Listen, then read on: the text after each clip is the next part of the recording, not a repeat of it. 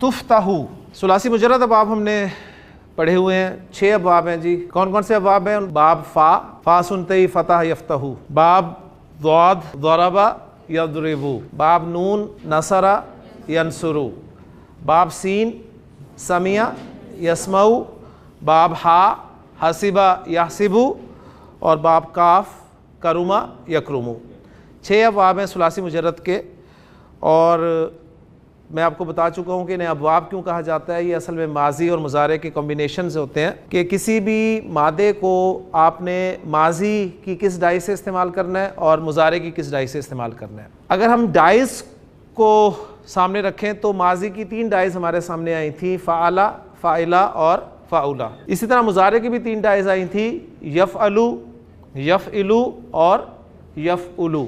اس کے بعد ہم نے جب فعل مجہول پڑھا تو فعل مجہول کی بھی 2 ڈائز ہمارے سامنے آئیں، ایک ماضی مجہول کی ڈائی اور ایک مضارع مجہول کی ڈائی۔ تو ماضی مجہول کی جو ڈائی ہمارے سامنے آئی تھی وہ تھی جی فعلا۔ اب یہ دیکھیں وہ فعلا، فاعلا، فاعولا سے مختلف ہے۔ اور مضارع مجہول کی ڈائی بنی تھی یفعلو، اب یہ مختلف ہے یفعلو، یفعلو اور یفعلو سے، یعنی آپ دیکھیں علامت مضارع ہی پیش والی آ رہی ہے۔ تو اب ذرا تھوڑا سا غور کریں گے، یفعلو تفتحو سے ملتا جلتا ہے کہ نہیں ہے؟ یعنی اگر میں یفعلو کی جگہ پر تفعلو کر دوں تو وہی لفظ بن جائے گا۔ تو گویا پیسو وائس کی ڈائی ہے۔ تو جی فا، تا اور ہا یہ ہمارا مادہ ہے جی۔ فا تا ہا مادہ کھولنے کے لیے استعمال ہوتا ہے، باب فا سے استعمال ہوتا ہے۔ فا مینس فتح یفتحو، تو ماضی کیا بن گیا جی؟ فتح یفتحو۔ فتح کا کیا معنی ہوں گے؟ اس نے کھولا، اور یفتحو وہ کھولتا ہے یا کھولے گا۔ فتح اس سے میں مجہول بنانا چاہتا ہوں، تو مجہول بنانے کا میں نے آپ کو یونیورسل رول بتایا ہوا ہے کہ آخری حرف کو آپ نے چھیڑنا نہیں ہے، آخری کو چھیڑا نہیں، پچھلے کو چھوڑا نہیں، اسے زیر دی، اور پیچھے جتنے بھی حرکت والے حروف ہیں ان کی حرکتوں کو پیش حرکت سے بدل دیا، تو یہ بن گیا فتحہ۔ تو فتحہ کے کیا معنی ہوں گے؟ فتح اس نے کھولا، فتحہ اس کو کھولا گیا۔ یفتحو فعل مضارع ہے، اس سے ہم مجہول بنانا چاہتے ہیں، تو اس میں جو فارمولہ تھا یونیورسل وہ یہ تھا کہ آخری کو چھیڑنا نہیں ہے، پچھلے کو چھوڑنا نہیں، اس پہ زبر لگانی ہے، لگی ہوئی تھی لیکن مٹا کے لگائی آپ نے تاکہ پتہ چلے کہ رول اپلائی ہوا ہے۔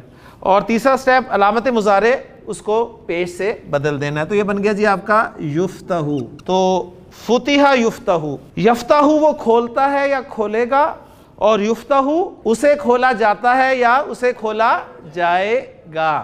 یفتحو مذکر کے لیے اور تفتحو کس کے لیے ہوگا؟ مؤنث کے لیے، یعنی یفتحو اس مذکر کو کھولا جاتا ہے یا کھولا جائے گا، اور تفتحو اس مؤنث کو کھولا جاتا ہے یا کھولا جائے گا۔ اب ہم دیکھتے ہیں جی، ہمیں حدیث میں پہلا لفظ ملا جی تفتحو، تو ہم نے پہچان لیا اچھا یہ فعل مجہول ہے اور چوتھا صیغہ ہے، 1 2 3 4 چوتھا صیغہ ہے، تو گویا کوئی مؤنث چیز ہے جس کے کھولے جانے کی بات کی جا رہی ہوگی۔ اب سے نے فرمایا کہ تفتحو ابواب الجنتی، ابواب الجنتی کون سا مرکب ہے؟ مرکب اضافی، ماشاءاللہ۔ مرکب اضافی میں کون کون سے اجزاء ہوتے ہیں؟ مضاف اور مضاف الیہ۔ مضاف کون ہے؟ ابواب، اور مضاف الیہ الجنہ۔ اچھا اب مجھے بتائیں ابواب الجنتی تفتحو کے لیے کیا بن رہا ہے جملے میں؟ نائب فاعل۔ دیکھیں جب بھی فعل آتا ہے نا، تو فعل جب بھی آئے گا اگر وہ فعل معروف ہے تو اس کے بعد فاعل آئے گا رفع میں، اور اگر فعل مجہول ہے تو اس کے بعد نائب فاعل آئے گا۔ تو یہ آپ نے مجہول بنا لیا، تو مجہول جیسے ہی فعل آتا ہے اس کے بعد آپ نائب فاعل ڈھونڈیں۔ ابواب الجنت یہ نائب فاعل ہے تفتحو کے لیے۔ اب مجھے بتائیں ابواب کوئی مؤنث ہے جس کے لیے تفتحو کا فعل استعمال کیا گیا؟ غیر عاقل کی جمع ہے، غیر عاقل کی جمع کے لیے فعل استعمال ہو گیا، اور جو ضمیر استعمال ہوگی وہ واحد مؤنث استعمال ہوگی، لہٰذا چوتھا صیغہ لگا ہے۔ تو تفتحو ابواب الجنتی، جنت کے دروازے کھولے جاتے ہیں سوار کے دن، اور یوم الخمیس، یوم الخمیس جو ہے یہ جمعرات کا دن ہے۔ کہ آپ نے فرمایا کہ تفتحو ابواب الجنت یوم الاثنین و یوم الخمیس، آپ نے فرمایا کہ جنت کے دروازے ان 2 دنوں میں کھولے جاتے ہیں، پیر کا دن اور جمعرات کا دن۔ پھر آپ نے فرمایا فیغفرو، یغفرو، 4 ڈائز آپ نے پڑھی ہیں فعل مضارع کی، یفعلو، یفعلو، یفعلو، یفعلو،